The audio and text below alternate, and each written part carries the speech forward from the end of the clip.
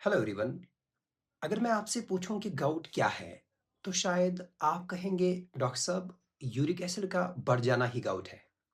लेकिन अगर मैं कहूं कि दुनिया भर में लाखों लोगों का यूरिक एसिड हाई होता है लेकिन उनमें से हर किसी को गाउट नहीं होता तो। और अगर मैं ये भी कहूं कि कुछ लोगों का यूरिक एसिड नॉर्मल होने के बाद भी गाउट अटैक आ सकता है, या फिर ये कि गाउट सिर्फ जॉइंट्स की डिजीज नहीं है बल्कि किडनीज, हार्ट और मेटाबॉलिज्म से भी डीपली कनेक्टेड है।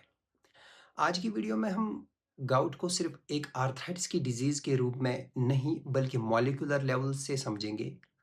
हम बात करेंगे यूरिक एसिड मेटाबॉलिज्म की, क्रिस्टल फॉर्मेशन की, इन्फ्लाजोम एक्टिवेशन की, जेनेटिक्स की, dietary myths, latest treatment concepts और वो क्लिनिकल पर्ल्स जो हर स्टूडेंट, रेसिडेंट और प्रैक्टिसिंग डॉक्टर को भी इंटरेस्टिंग लगेंगी। तो वीडियो को एंड तक ज़रूर देखिए। पहले बात करते हैं कि गाउट एक्चुअली होता क्या है। सबसे पहले एक मिसकंसेप्शन क्लियर करते हैं। Gout is not a disease of high uric acid. Gout is actually a disease of monosodium urate crystal deposition. यानी हाइपर यूरिसीमिया एक रिस्क फैक्टर है, लेकिन डिजीज तब होती है जब यूरेट क्रिस्टल्स टिश्यूज के अंदर डिपॉजिट हो जाते हैं और इम्यून सिस्टम उनके अगेंस्ट इन्फ्लेमेटरी रिस्पॉन्स स्टार्ट कर देता है। लगभग 80 टू 90% लोग जिनमें हाइपरयूरिसीमिया होता है उन्हें कभी गाउट डेवलप होता ही नहीं।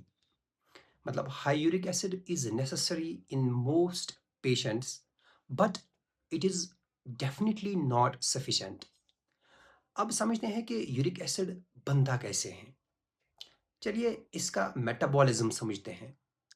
हमारी बॉडी के डीएनए और आरएनए में प्यूरिन्स होते हैं। ये प्यूरिन्स दो सोर्सेज से हमारे जिस्म में आते हैं, एक डाइट, दूसरा हमारे अपने डेड सेल्स। प्यूरिन्स डिग्रेड होते होते हाइपोजेंथीन और जेंथीन बनाते हैं और फाइनली जेंथीन ऑक्सीडेज एंजाइम जेंथीन को कन्वर्ट करता है यूरिक एसिड में। अब एक फैसिनेटिंग एवोल्यूशनरी फैक्ट ये है कि ज़्यादातर मैमल्स के पास एक एंजाइम होता है जिस एंजाइम का नाम है यूरिकेस। ये यूरिक एसिड को कन्वर्ट कर देता है एलेंटोइन में, जो बहुत सॉल्युबल होता है। लेकिन ह्यूमंस और ग्रेट एप्स ने इवोल्यूशनरी प्रोसेस के दौरान यूरिकेस जीन लूज कर दिया। रिजल्ट क्या है? हमारे ब्लड में naturally uric acid level mammal से 5 से 10 टाइम्स ज़्यादा होता है। साइंटिस्ट्स का मानना है कि शायद ये म्यूटेशन सर्वाइवल एडवांटेज देता था, क्योंकि यूरिक एसिड एक एंटीऑक्सीडेंट भी है और साल्ट रिटेंशन और ब्लड प्रेशर मेंटेन करने में भी रोल प्ले करता था जब फूड स्कैर्सिटी कॉमन थी उन दिनों। लेकिन मॉडर्न लाइफस्टाइल में ये इवोल्यूशनरी एडवांटेज हमारे लिए प्रॉब्लम बन गई। चलिए क्रिस्टल फॉर्मेशन की बात करते हैं। अब सवाल है कि हर जगह क्रिस्टल्स क्यों नहीं बनते? क्रिस्टल फॉर्मेशन के लिए सिर्फ यूरिक एसिड हाई होना एनफ नहीं है, टेम्परेचर इंपॉर्टेंट है। इसीलिए गाउट सबसे पहले फुट के बिग टो में होता है। मेडिकल टर्म उसके लिए है पोडैग्रा। पेरिफेरल जॉइंट्स रिलेटिवली ठंडे होते हैं और लोअर टेम्परेचर पर मोनोसोडियम यूरेट की सॉल्युबिलिटी जो है कम हो जाती है और उस कम सॉल्युबिलिटी की वजह से क्रिस्टल्स प्रेसिपिटेट करने लगते हैं। इसी वजह से एयर पिना और ओलिकरनान बरसा में भी टोफाई डेवलप हो सकते हैं। लेकिन एक और फैक्टर है रैपिड फ्लक्चुएशन। अगर यूरिक एसिड सडनली ऊपर या नीचे जाए तो क्रिस्टल्स डिस्टेबलाइज होते हैं और एक्यूट अटैक ट्रिगर हो जाता है। इसी वजह से कभी-कभी एलोपेरिनॉल स्टार्ट करने के इनिशियल वीक्स में गाउट अटैक आ जाता है। पेशेंट सोचते हैं कि मेडिसिन हमें सूट नहीं कर रही, पर रियलिटी बिल्कुल अपोजिट होती है। अब ये पेन इतनी सीवियर क्यों होती है? अब सबसे एक्साइटिंग पार्ट है इम्यूनोलॉजी। जब क्रिस्टल्स जॉइंट्स में डिपॉजिट होते हैं, न्यूट्रोफिल्स उन्हें एनगल्फ करते हैं, लेकिन क्रिस्टल डाइजेस्ट नहीं होता। ये एक्टिवेट करता है NLRP3 इन्फ्लाजोम। इन्फ्लाजोम एक्टिवेट होने के बाद कैस्पेस फर्स्ट एक्टिवेट होता है और इंटरलेकिन फर्स्ट बीटा रिलीज होता है। ये साइटोकाइन एक इन्फ्लेमेटरी स्टॉर्म क्रिएट करता है और इसी वजह से पेशेंट को होता है extreme pain, redness, warmth, swelling और कभी-कभी फीवर भी हो सकता है। इंटरेस्टिंग बात ये है कि ये इन्फ्लेमेशन बैक्टीरिया की वजह से नहीं होती, ये स्टेराइल इन्फ्लेमेशन होती है। इसका मतलब बॉडी खुद ही अपने इम्यून रिस्पॉन्स से डैमेज क्रिएट कर रही होती है। इसी मैकेनिज्म की वजह से इंटरलेकिन फर्स्ट इनहिबिटर जैसे एनाकिनारा कुछ रिफ्रैक्टरी गाउट केसेस में यूज किया जाता है।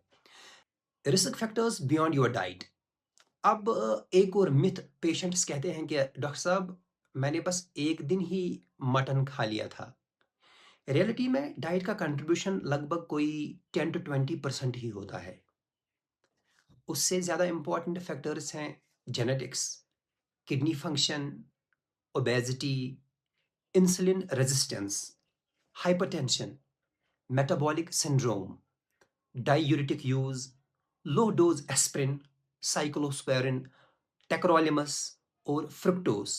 जी हाँ, फ्रुक्टोज सॉफ्ट ड्रिंक्स और शुगरी बेवरेजेस यूरिक एसिड को सरप्राइजिंगली एग्रेसिवली इंक्रीज कर सकते हैं।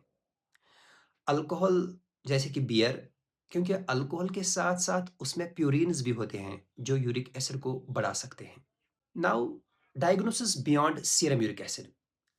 एक और clinical pearl, acute gout attack के दौरान सीरम यूरिक एसिड नॉर्मल भी आ सकता है। इसीलिए normal uric acid does not rule out gout.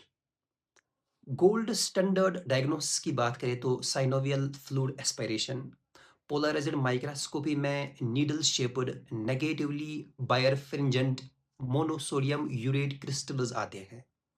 Ultrasound में डबल कंटोर साइन आता है और डीईसीटी यानी डुअल एनर्जी सीटी, इसमें क्रिस्टल डिपॉजिट्स को डायरेक्टली आइडेंटिफाई कर सकते हैं। ट्रीटमेंट की बात अगर करें तो ट्रीटमेंट को दो पार्ट्स में डिवाइड करते हैं, एक्यूट अटैक और long term urate lowering. Acute attack में निजेड्स, कॉल्चिसिन, स्टीराइड्स ये चीज़ें देते हैं। सिलेक्टेड पेशेंट्स में IL-1 या इंटरल्यूकिन 1 इनहिबिटर्स भी देते हैं। लॉन्ग टर्म में एलोपेरानॉल फर्स्ट लाइन ड्रग है, फेबुक्सोस्टैट अल्टरनेटिव है। टारगेट क्या होना चाहिए? देखिए, सीरम यूरेट जो है लेस देन 6 mg/dl हमें टारगेट रखना चाहिए और सीवियर टॉफेशियस गाउट में लेस देन 5 mg/dl हमारा टारगेट होना चाहिए। एक और important concept, treat to target. सिर्फ मेडिसिन लिखना एनफ नहीं है, डोज को ग्रेजुअली टाइटर करना, टारगेट यूरेट अचीव करना इक्वली इंपॉर्टेंट है। और जब एलोपेरानॉल स्टार्ट करते हैं तो इनिशियल 3 to 6 मंथ्स तक कॉल्चिसिन प्रोफाइलैक्सिस देने की रिकमेंडेशन होती है ताकि फ्लेयर रिस्क कम हो जाए। तो दोस्तों, आज हमने देखी कि गाउट सिर्फ यूरिक एसिड की डिजीज़ नहीं है, ये crystal biology, evolution, immunology, metabolism और क्लिनिकल मेडिसिन का फैसिनेटिंग कॉम्बिनेशन है। याद रखिए, हाई यूरिक एसिड और गाउट एक ही चीज़ नहीं है। Normal uric acid acute attack को एक्सक्लूड नहीं करता। ट्रीटमेंट का गोल सिर्फ पेन कंट्रोल नहीं होता है, बल्कि क्रिस्टल्स को डिसॉल्व करना और फ्यूचर अटैक्स को प्रिवेंट करना होता है। अगर आपको ये वीडियो इन्फॉर्मेटिव लगी और आपको लगा कि आज कुछ नया सीखने को मिला, तो आप भी इसी प्लेटफॉर्म के साथ जुड़ जाइए। See you in the next video. Piece.